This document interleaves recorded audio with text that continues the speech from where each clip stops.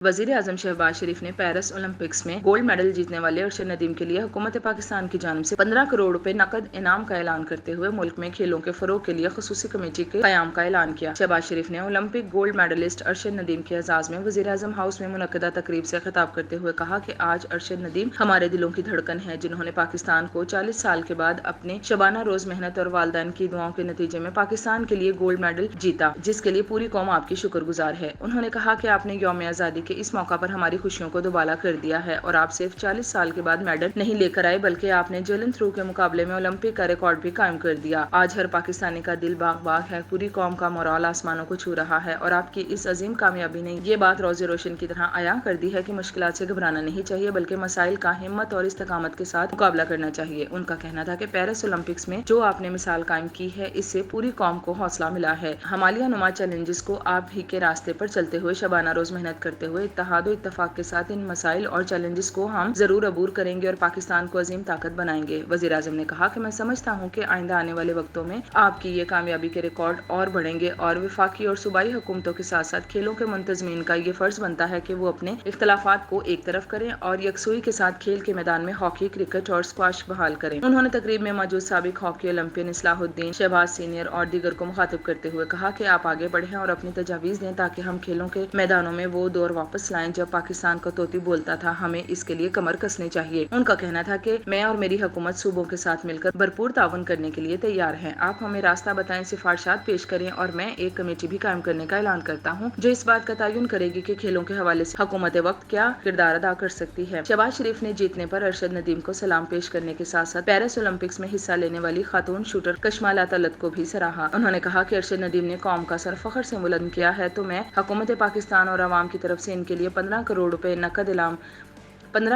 नकद इनाम का ऐलान करता हूं और इस बड़ी रकम पर टैक्स की कटौती नहीं होगी।